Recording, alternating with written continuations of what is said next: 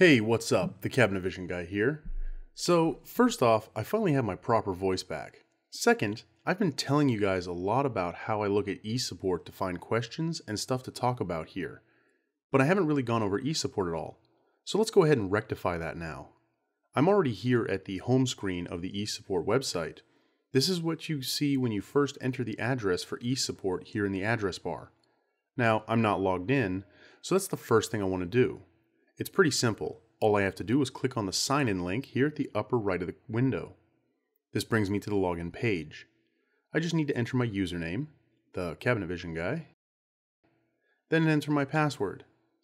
Now, if you're like me and you don't want to have to log in all the time, you can make sure that the Remember Me checkbox is selected, so that whenever you access eSupport with this specific computer, you won't have to enter this information, at least not for a while. This information can expire. Also, if you ever forget your password, then you just have to click on this link here, which will allow you to enter your email address and reset your password. All we have to do now is go back and, let me re-enter my password. And now we can sign in. Once sign in is complete, we're brought back to the page we were on. You can see that there are a few changes though. My user information is here at the top, which allows me to access my account, send messages, look at settings, check my favorite places, and sign out. This little @ symbol is the mentions menu. This allows me to see if anyone has mentioned my name in a post. More on that later though. Next, we have the communities bar. eSupport is organized into communities. Each community covers a specific software bundle that Vero makes. As you can see, I can access the Cabinet Vision, S2M Center, Solid Essential, Cab to Nest, and Cab to Sell communities. Let's go to the Cabinet Vision community to check out one of the communities. Now, before we go any further, let me say that I won't be covering all of the communities that I have access to, since they are all pretty much the same, and that would just be a total waste of our time. I would rather spend a little extra time looking at the features of a single community. So, with that in mind, I can show you that there are sub-communities that you may or may not have access to. You can see that I have access to the Cabinet Vision beta community. Anytime there are any sub-communities, they would be listed here in the community bar when you select the main community. Want to go back? Just click the back button here and it will bring you back to the main page. So, let's get on to the community features. Each community will be split up into a series of tabs. Each tab gives you access to that section of the community. As you can see, we start off on the Home tab. This is the general tab that allows us to see recent activity in the community. Next, we have the Blog tab. This is a place that articles are placed that deal with the specific community, which can help you learn more about what's happening and what's going to happen with the software or eSupport itself. The Forums tab is the most well-known tab in all the communities. This is a place where you can learn more about the software, ask for technical help, or just post general topics about what you figured out or maybe a great rendering that you made. The Updates tab allows you to download updates to your software. Files? Well, we went over the files in one of my other podcasts, but this is where you can find several files that can help you enhance your experience with whatever software you're using. The Wiki is a knowledge base. This should be the first stop for any questions you have, as there is a lot of great content here that is updated frequently that can help you figure things out. Videos is the tab that has some great videos on how to use the software. Here's a video group that has links to all of my videos. Training is the tab that allows you to find more information on training for the software you need help with. Members is the tab you can browse through to see a list of the members that are part of this eSupport community.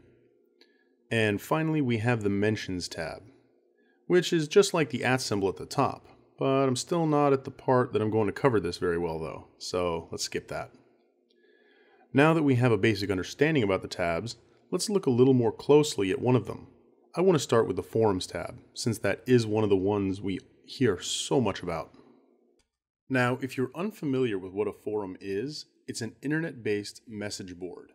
Basically, you create a topic, which can be read and responded to by other members of the forum. There are many forums in the Cabinet Vision community, each one pertaining to a separate, generalized set of topics. You would click on the forum that most closely covers what you want to ask or talk about. As you can see, All of them are prefaced with a CV for cabinet vision, with the exception of the catalog editor. We can see that we have a forum for 2012 R1 and R2. This would be where you post topics about Cabinet Vision Solid versions 2012 Release 1 and Release 2. There's also a CV V8 forum for Cabinet Vision version 8. Now, these seem like very general forums, which they are. They're there so that you can talk about anything that doesn't pertain specifically to any other sections of Cabinet Vision, like the Bid Center and the Report Center, CAD drawings and renderings, closets, etc. Let's click on the CV V8 forum to take a quick look at it. If I scroll down, you can see that there are a bunch of topics here to read from. We get the subject of the topic, then we get to see who posted last, as well as how many total replies there are to this topic. If we want to make our own topic, we just need to click on the New Post button, and eSupport will allow us to create a new topic. The first thing we need to do is decide whether or not this is a question or a discussion. Let's say I was having some difficulty in making Cabinet Vision do something, or perhaps I'm doing something and Cabinet Vision isn't giving me the result I expect, and I want to see if this is how it's supposed to work. Then I would mark this as a question. If it's just me wanting to say hi or show off something I made, then it would be a discussion. Next, I have to give the topic a subject. Now let me pause here for a second. You can see that I made it my first post. This is not a descriptive subject. In fact, I'm only typing that because it puts some text there and I don't really want to think of anything complicated. But it's very important for this to be a descriptive, short subject. Typing in I need help or even this doesn't work, well, that doesn't work. This line should make people want to read your topic. Next on our list is the description. This is the text that you want the people to read. Another couple of things with this. Please don't use all caps when typing here. Using all caps conveys a sense of you yelling when you're posting. Plus, it's harder for everyone to read, and you lose most readers after, about the first sentence if you do this. Basically, please try to explain what you're wanting to ask or talk about in a well thought out, properly formatted way so that we can A, understand what you're trying to say, and B, respond ourselves in a well thought out, properly formatted response. On top of having a description, we can also add multiple additional information to the topic post. Using these sets of buttons here at the top, we can import various image files, video files, Word documents, create tables, and more. This will enhance the look of the post and help us to provide the most amount of information so that our question or discussion comes across as clearly as possible. The final part of the post is the tags. This is a pretty important part, at least for me it is. Tags allow other users and yourself to easily browse through topics using the search or the tag cloud. I don't have the tag cloud showing here, but when I get one up, I will show you what it is and how it works. We want the tags set here to be as relevant to the topic as possible. Generating new tags should only be done when there are no tags that really pertain to the subject matter. To find out what tags have been used, we just click on the Select Tags button and a pop-up shows up for us to select from the growing list of available tags. Now, we have left it as a question, we have given it a subject, set a description, and even given it some tags. All that would be left to do is click the Post button, which I'm not going to do because I don't want this post to be put up on eSupport. So I will just click the Forums button to go back to the forums. Now, eSupport has told me that if I leave the page, I will lose all the data that I've made. That's okay though, since it's not really important, so I can just click the Leave Page button. This will prevent you from accidentally clicking back and losing the post that you just spent 30 minutes typing up and formatting. Ugh, I can't tell you how many times that happened to me on the old forum. Anyways, we're back at the forums page, so let's go ahead and look at a different forum this time. Let's pick the CV User Created Standards one, and we can see how existing posts work. So we have a few posts here. Let's choose the one with the subject, "Why won't these holes show up?" I know this is a question topic, not only from the question mark in the subject, but because of this red orb with the question mark in it. If a topic doesn't have that, then it was marked as a discussion when the topic was made.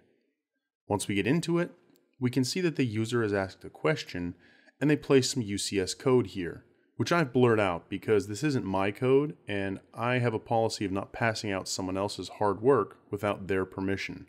So, an FYI, all UCS code that wasn't wholly written by me will be blurred out. So, again, this user has posted a question on why this UCS isn't working in a specific way.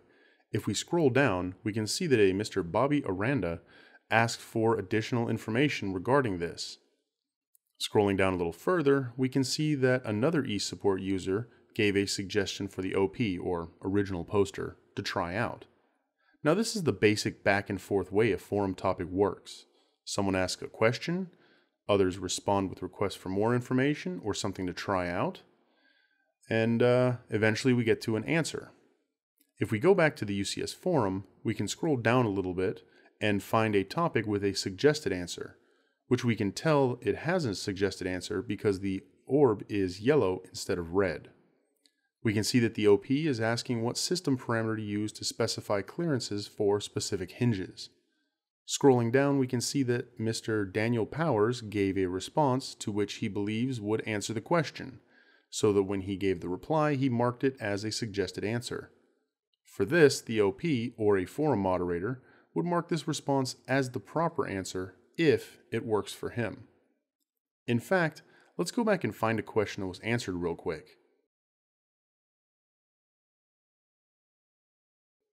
Okay, so in this post, the OP is saying that his UCS code isn't applying the X and Y position properly. If we scroll down, we can see that the first reply is actually the one that answered the OP's question, even if there's more responses that were required to get to this. This is a nice little mechanism that makes it easy to find the answer to a question. Now, while we're here, I'm going to take a moment to explain how replies work, as well as those mentions. See, I told you I was going to get to those. Anyways, this is the quick reply area. For the majority of your replies, you will be typing some text here and clicking the reply button. But what if you want to respond using special formatting? Add a table, or do that nice UCS syntax highlighting? Well, without worry, you can leave the text you've already typed and just click this Use Rich Formatting link here. This will bring all the text you typed into a nice text editor and allow you to perform that formatting and further editing. Before we do that though, this is how you use a mention. In the quick reply box, you just hold down Shift on your keyboard and press the number 2 key. This will place the @ symbol. Then you begin typing in the user's display name. For instance, let's type in Jonah.Cole, since he's the first person to reply to this topic. You can see that eSupport searched through its database for that username and displayed it to us so that we can select it. Now, we just click on that username and it will be placed in the reply. This is a great way to get someone's attention or thank them specifically for helping you out because each user has the ability to check when they're mentioned easily. So now let's say that this wonderful reply was what I believe to be the answer to the OP's question. I can place a check in the suggested answer box. When I post my reply, it will now state that I believe this to be the correct answer to the OP's question. Let's see what happens when I click the Use Rich Formatting link now. You can see that this is just slightly different from making a new topic. The OP's original question is here for us to look at. If I scroll down, I can see the text that I had typed. Now it's replaced those simple usernames with what eSupport needs to use to create the mentions. And we can go ahead and do our additional formatting. If we wanted to make the reply the suggested answer, we just go to the Options tab, where we can mark that checkbox here. Now it's already marked because we marked it in the quick reply before we came here. Finally, we can take a look at how the reply is going to look when we press the reply button by selecting Preview. We can see that the 3 names that I entered are now links. We can click on them to get more information about that specific user, but if we also hover our mouse over the names, we can see the basic information about the user. We can also send the user private messages and even add them as friends. And that really does it for eSupport. Like I said, there are more things in eSupport, but pretty much everything else is self-explanatory. Personally, what I like most about eSupport is that not only do the Vero tech support team monitor the forums and answer questions, but eSupport has a great set of users that are the best at what they do. I will tell you this, I've been using Cabinet Vision Solid for over a decade now, And when I installed the program for the first time and opened it up, well, let's just say I was a little overwhelmed by it all. It was hard for me to even know where to start, and that's where I learned about eSupport. I started asking questions about how to use the program, what to do in certain situations, and Cabinet Vision's learning curve really dropped drastically. More so than asking questions, though, answering questions really helped me as well, because that's when I got to learn the why and how behind other people's needs and stumbled upon great features quite by accident. In a relatively short time, I went from knowing absolutely nothing about Cabinet Vision Solid to being able to do what I can do today. To top it off, I've even been able to use eSupport to look for work opportunities and even find people that were looking for work that know how to use Cabinet Vision. All in all, I have to say that one of your best resources can be eSupport. So if you don't have a support subscription, I would really recommend getting one, if not just for access to the forums. But don't forget that the forums are only one part of eSupport. There's also the tech packages provided by Vero, videos that can help you use Cabinet Vision, and even information on whatever training you might need. So, as always, I want to take a moment to thank Hayfula for their support. Oh yeah, don't forget they have their tech package up on eSupport too. Okay, I'll stop now. And finally, we get to the quote part of the podcast. This one from Arthur C. Clarke.